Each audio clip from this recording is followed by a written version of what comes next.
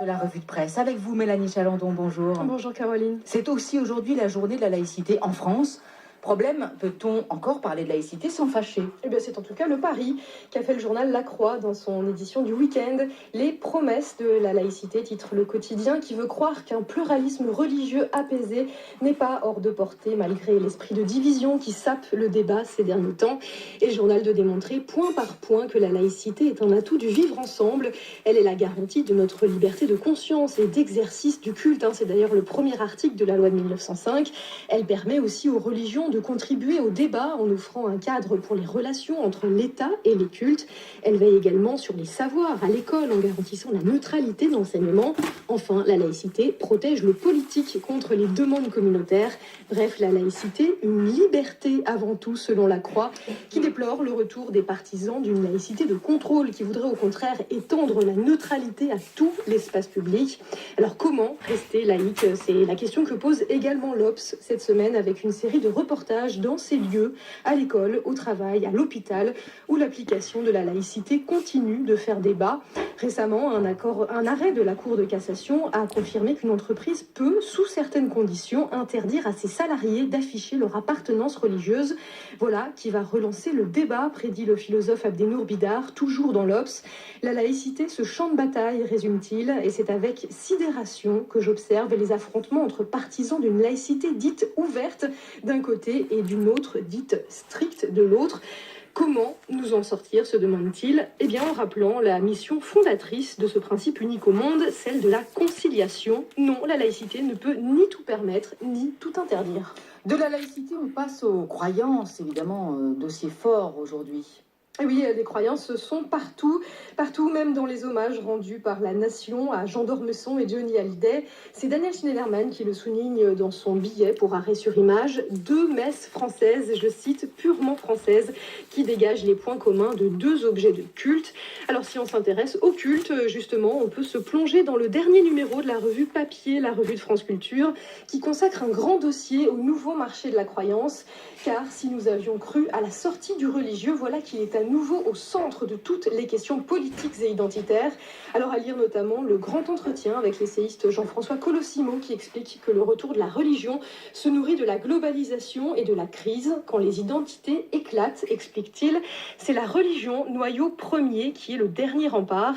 C'est une recherche instinctive de continuité et c'est un phénomène planétaire.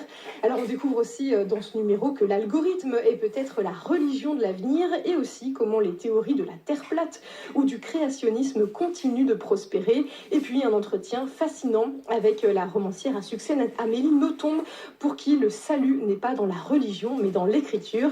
Bref, énormément de choses dans cette dernière mouture de papier à prendre le temps de découvrir. Juste avant de vous passer la parole à Mélanie pour le dernier sujet de la semaine, peut-être une réaction au Fer Bronstein, la laïcité comme champ de bataille, la nécessaire conciliation, ou bien cette phrase de Jean-François Colosimo dans la revue de France Culture, la revue Papier, quand l'identité éclate, c'est la religion, noyau premier, qui est le dernier rempart.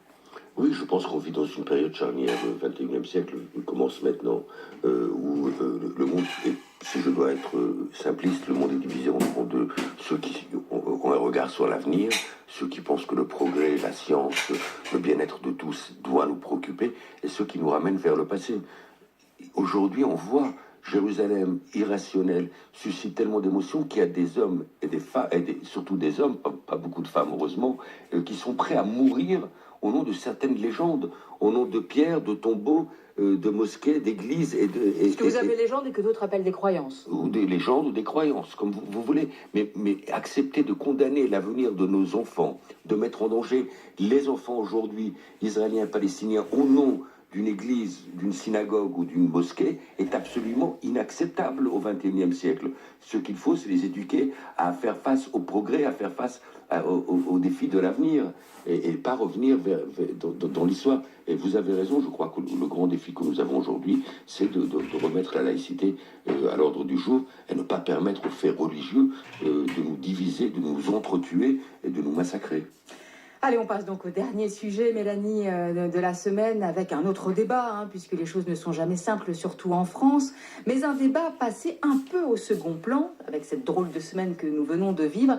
Ce débat, c'est celui qui agite l'augmentation du SMIC. Eh oui, car mettre fin à la revalorisation automatique du salaire minimum, c'est ce qu'a proposé un groupe d'experts cette semaine dans un rapport rendu au ministère du Travail. Un rapport explosif, écrit l'opinion. De fait, les coups de pouce au SMIC, prérogative de l'État, étaient déjà rares, mais cette fois, ils ne seraient même plus indexés sur l'inflation. Alors Gilles Berset, l'un de ses auteurs, s'en explique dans les pages du journal. Créé en 70 dans un contexte de forte croissance, le SMIC doit être réformé, dit-il.